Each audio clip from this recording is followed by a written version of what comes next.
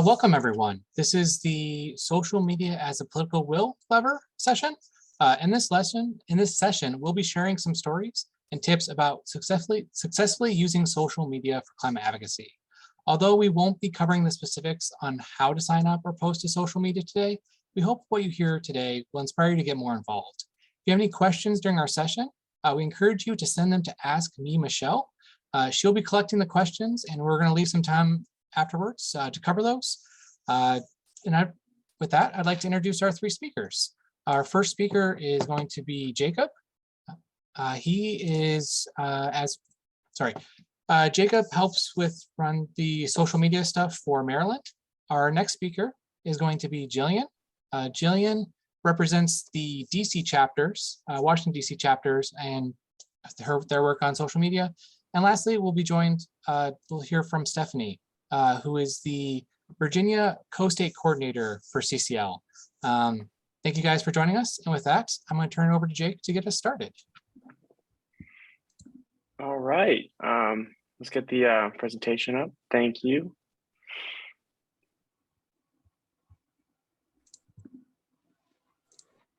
Awesome. So I'm Jake, and I help run the CCL Maryland social media accounts.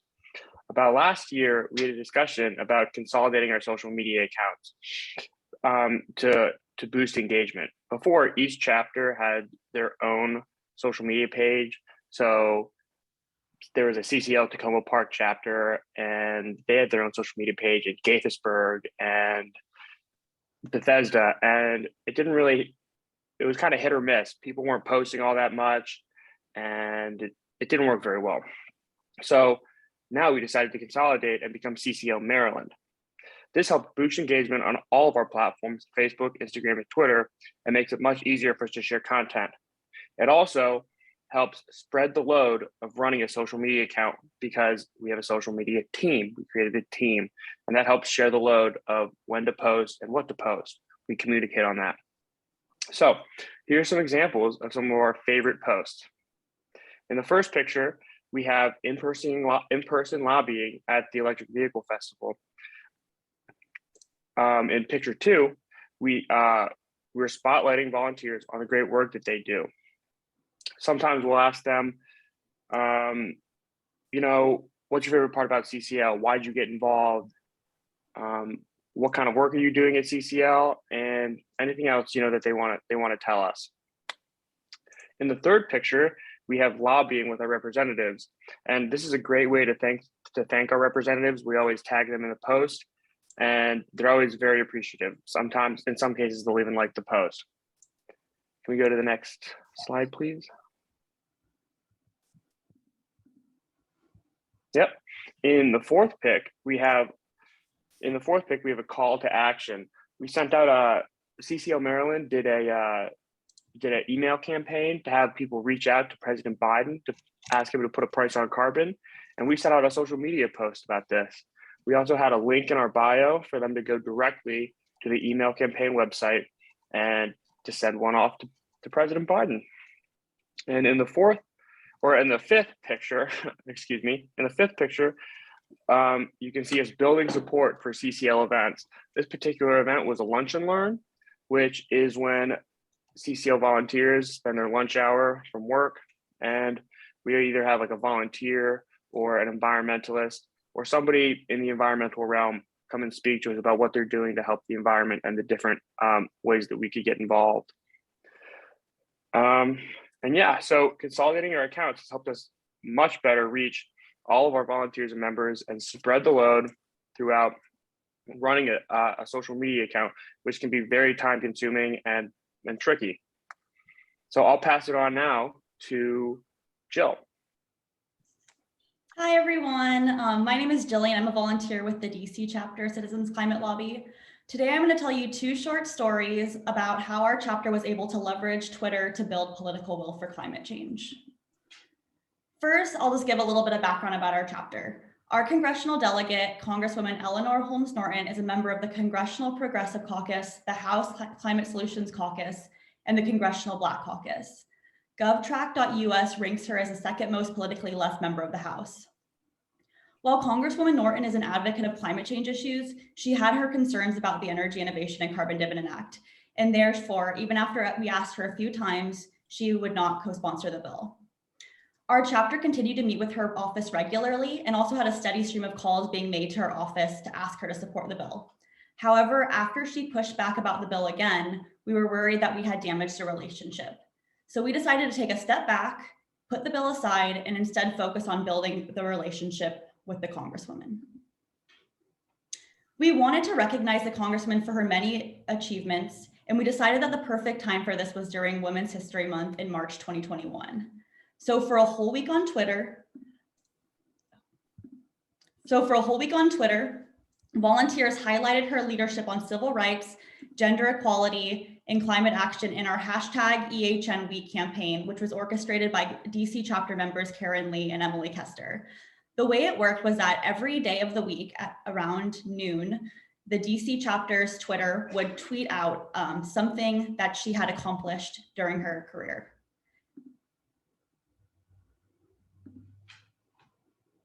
And of course, we made sure that our entire chapter would like and re-like the posts to amplify the message.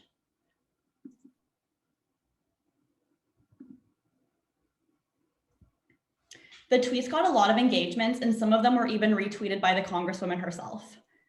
And just 1 month later, when the bill was reintroduced, Congresswoman Norton co-sponsored the bill. The second story I'm going to tell is about a Twitter campaign to promote a national labor union endorsement. We were really excited when, thanks to the hard work of the Labor Outreach Action Team, the American Federation of Teachers endorsed the Energy Innovation and Carbon Dividend Act. This endorsement was really significant for a few reasons. AFT is the third largest union in the country with 1.7 million members and over 3,000 affiliate unions. It's also the largest member union of the AFL-CIO. It also has a proud history of speaking up and educating members and the public about the urgency on climate change. When the budget reconciliation campaign began, we wanted to make sure we were leveraging the AFT endorsement to its full potential.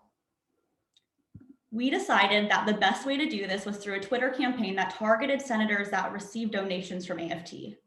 So for a few months, a couple times each week, we had tweets go out that said something like this: "Thank you, @Senator, for supporting teachers and unions. AFT Union, the second largest teachers union in the US, endorses a price on carbon. Please include carbon pricing in the reconciliation package to reduce emissions and save lives." And of course, we liked and retweeted to amplify the messages. And now I'll pass it on to Stephanie. Thanks, Jillian. Hi, my name is Stephanie Burns, and I volunteer as a state co-coordinator for CCL Virginia. Today, I'll share some tips and advice based on my experiences using Twitter. I mostly use Twitter to advance CCL's mission and promote climate action, but the techniques and strategies that I use can work for any type of cause. Next slide, please. Whenever I use Twitter, I am almost always doing one of these three things. First, I try to build a community of people who share my cause. Second, I amplify any messages or information that support my cause. And finally, I strategically try to counter opposition to my cause. Next slide, please. In my experience, the most important way to gain traction on Twitter is by building a strong online community of people who share your interests or goals. Members of the community can lift each other up and amplify each other's tweets. For example, CCL volunteers tend to follow each other on Twitter, so I consider us to be a community. How do I try to build my community of CCL friends? Well, the first step is to look for people who share my interest in climate policy. For example, I try to follow fellow CCL volunteers, and I try to show them that I support them by liking their tweets and giving them positive comments. My goal is to make my community members feel heard and appreciated. The more welcoming a community is, the more it will attract more people to join. One of the most effective techniques I've used is to create direct message groups for CCL volunteers on Twitter. These are essentially private chat rooms where groups of people can communicate with each other. These direct message groups make it faster and easier for my CCL friends to share information and coordinate with each other. Next slide, please. Twitter can be a powerful tool to spread a message. Just to give you an example, our CCL volunteers in Utah were watching an event with Senator Mitt Romney, and they got really excited when he made very strong comments in favor of a carbon price, which is the main climate policy that CCL advocates for. They made a video clip of his remarks and tweeted the video. Through our direct message groups, CCL volunteers coordinated with each other to amplify the tweet, and we tagged several reporters on the tweet. So thanks to the efforts of our whole team, the video got 18,600 views and was mentioned in a news article. Next slide, please. Of course, not everything on Twitter is positive. Unfortunately, there are people who oppose climate policy and climate action. Sometimes it's best to ignore attacks from people who oppose your cause, but sometimes it is helpful and important to push back. By pushing back, you're showing people that there's another viewpoint that they should consider. When people see your pushback, they may be less likely to like and retweet your opponent's tweet. Depending on the situation, this can help slow down the momentum of a negative tweet, so it doesn't get as many views. Here's an example where someone tweeted a negative comment about climate policy. I decided to push back in this particular case because this person had several thousand followers and their tweet was gaining traction. My reply seemed to help slow down the momentum of the negative tweet, so it was helpful to push back in this situation. Thanks for letting me share my experiences, and now I'll turn things back to Thad. Thank you, everyone. We just wanted to give a round of applause to our speakers for sharing today. So please feel free to use reactions if you'd like to do that. What we're going to do next is we're going to open the floor to Q&A. To let any of you in the audience that had a question, just ask the speakers. Asking Michelle is actually who's been collecting the questions, and she's just going to share those with our speakers. If we do run out of questions, we'll open the floor to anyone. So if we do come to that, just raise your hand using reaction, and we'll cover it that way. Okay, so ask me, Michelle, is there any questions that people have had?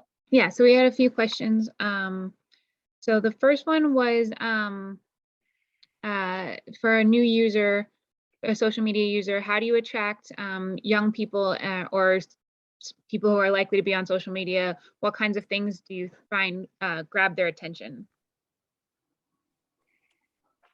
Some of the things that we've done with CCO Maryland, like on Instagram or Twitter, we'll take like a meme or something. There was one that I think got a lot of engagement. Like a new Drake album came out, and it had a bunch of a picture of moms with babies on it. It was like the emoji. I don't know if you know the album I'm talking about, but he came out with an album, and CCL changed it to, instead of babies, they all had dividend checks, and it was pretty funny. And I thought the kids engaged with that well, and that's something that I've found attracts students or kids. But other than that, like trying to get young people to volunteer to do social media, I mean, I think they're very willing to just come and help out because they're on the platforms literally 24/7. So yeah. Yeah, just to chime in with my thoughts, I think actually being interested in what they're tweeting about or posting about, that often people want to reciprocate. If you like someone else's tweet, they're more likely to like your tweets back and be more interested in what you're doing. So definitely, follow, young folks on Twitter who are interested in whatever cause you're interested in, if it's climate or something else. Follow those young activists and, show them support on Twitter, and then they're going to be more likely to show you support too. And yeah, you can amplify each other. All right, thank you. And this one is for Jillian, and then anybody else that wants to jump in. But how do you go about scoping something like your EHN week appreciation effort, like to determine how often to post or how many people in post to get involved it takes to really make an effective campaign? Yeah, I mean, well, I'll start by saying it really doesn't take a lot to get a member of Congress's attention if you're coordinated about it. So if you make sure that you have something posted at noon, and then within the hour, a bunch of people, and by a bunch, I mean like 10, like and retweet it, that's enough to get their attention because it's in such a short time frame. For planning the whole week of EHN, that was all Karen Lee. She's a fantastic member of the DC chapter, but what she really did was, she did a lot of research to find a number of things that Eleanor Holmes Norton had done in her career. And so she kind of crafted it all out. And so, yeah, it did take some coordination in advance. But yeah, I think another thing I'll add is that something that our chapter typically does, because it is important to have a lot of people liking and reposting in the short time frame, is we'll actually have Twitter actions in our meetings because everyone's there, and we'll even help people set up their Twitter apps if they need help. And then people are online right then, and so they're able to like and retweet in the moment. All right, thank you. So for Jake, can you elaborate on the Maryland Social Media Action Team and how that works? Okay, yeah. It works like most other action teams on CCO. We meet about once a month. We talk about directives, what our goals are for that month, what we're trying to do, different events we're going to try to like boost up with our social media page. So like, for example, the call to action for Biden. Recently we've been doing, we've been posting a lot about this event, this conference. There's a girl, Olivia, who really runs it. She's kind of the head of all that. But she does a really good job of splitting up, different tasks and stuff. Like I mainly work with the Instagram, and then we have someone else who works with the Facebook. I think Thad works mostly with the Facebook. And then I think there's this girl, Sydney, who works mostly with the Twitter. So, we split up the work evenly. We can always ask for help. Sometimes Olivia will reach out to me and be, hey, can you make some content for me? And I'm always like, yeah, we actually have a Canva page, and CCL has great Canva templates, and that makes creating content really, really easy. Yeah, I hope that answered the question. Yeah, I think that's helpful. So Right. for Stephanie, for the next question, when you talked about kind of pushing back against negativity sometimes, and obviously you talked about choosing your battles and some of that, but we're wondering if you could go into a little bit more on how do you balance pushing back while staying true to CCL core values of being inclusive and bipartisan, and kind of how to walk that line. Yeah, that's a good question, because it's really easy to get into the kind of lose track of your values when you're really angry if somebody tweets something really nasty. So you kind of have to focus on, okay, what is my goal? What is the message that I want to communicate? Not just trying to repeat their message in the negative. So sometimes you can kind of cleverly kind of spin back their words, but use it in a way to push your own positive message. I think also knowing when to stop engaging is important. You're not going to win over everyone. So if you feel like the other person is acting in bad faith, then just, you can, gracefully exit the debate.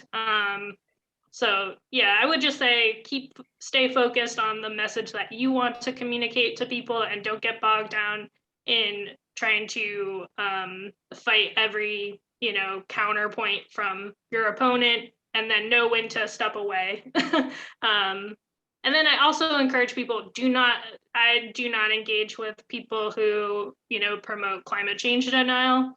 Like, any engagement, even if it's negative engagement that you're giving them, that's bringing attention to them. So just don't even bother.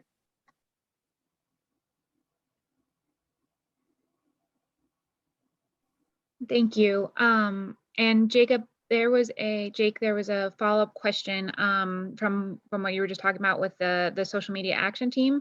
Could you elaborate on, you mentioned something about using a template to create posts. Could you elaborate on what that resource is and how others could find it? Canva. Yeah, it's Canva. I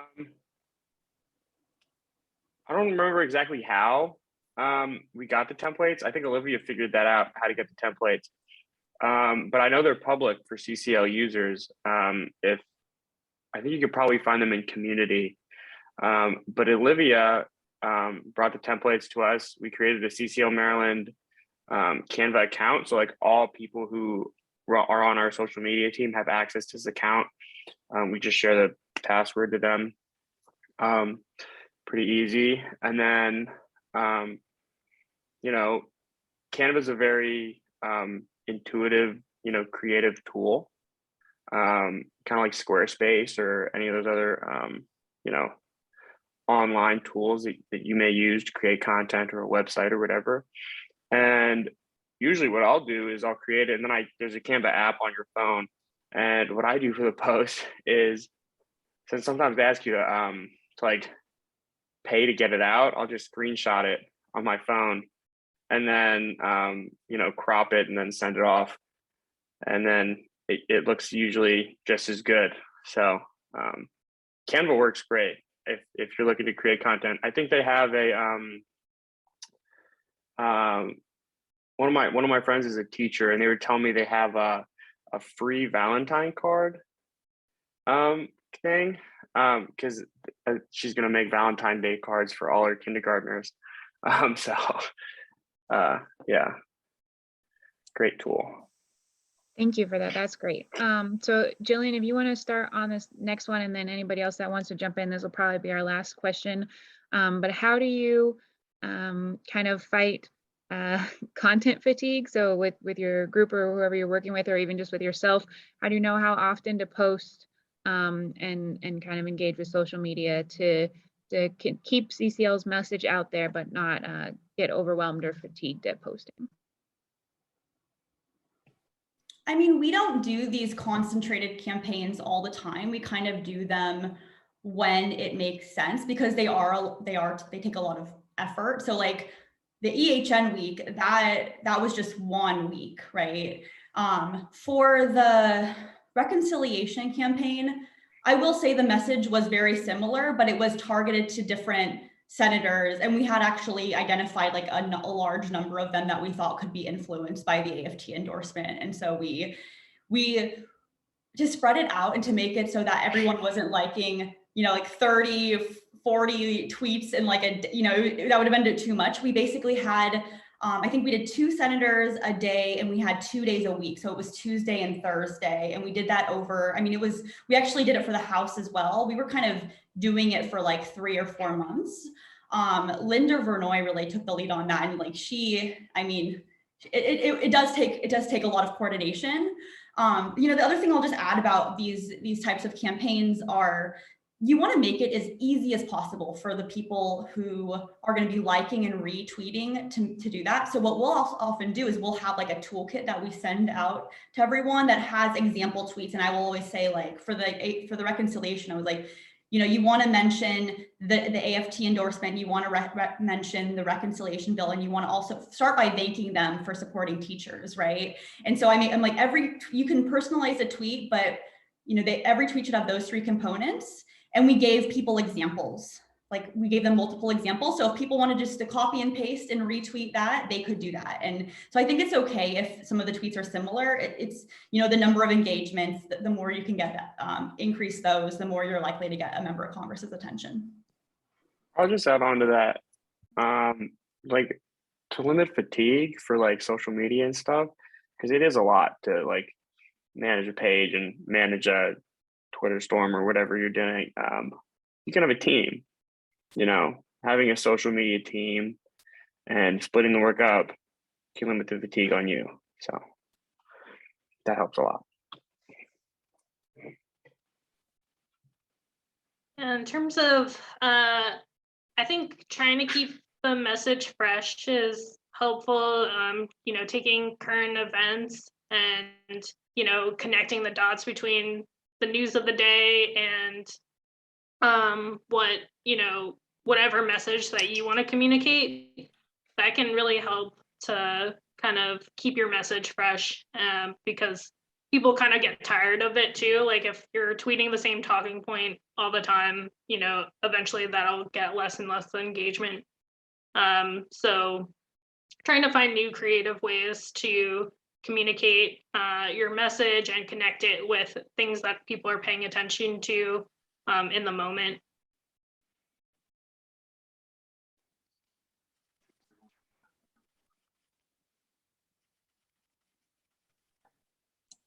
Yeah, well, we just want to say thank you to our speakers. That was great. Just one last final question we have is, I guess, what's your favorite post you've made? If you want to just describe it real quick and give everyone a chance to answer that. Okay. I always like posting the spotlights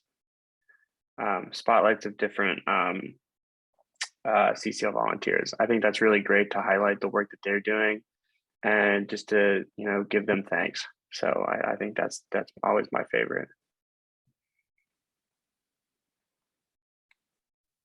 I think my favorite is, my background's in economics. I, listen to webinars with economists and conferences, and I was watching an economics conference, and they were this Harvard economist was describing an analysis he did of what the Build Back Better bill would look like if you added a carbon price to it. And it was a really striking, chart that he showed, and it really hit home why CCL advocates for a carbon price, so passionately. So I tweeted that chart that he presented, and I tagged him and the journalist who was moderating that event, and the journalist retweeted my tweet, and that tweet ended up getting a lot of traction because the chart was just so, striking. So that was my favorite.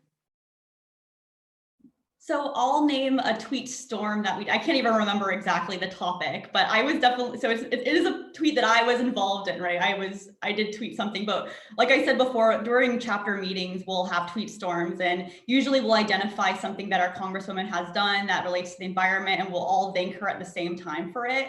And I can't even remember exactly what it was, but the congresswoman followed us and we were so excited about it. So yeah, that's my favorite. Perfect. Thank you, guys. We're going to end about a minute or two early, but just hope everyone's enjoying the conference so far. And again, if you have any further questions or follow-up, please feel free to send our speakers questions. Their emails are in the chat. Thank you, everyone, for joining us.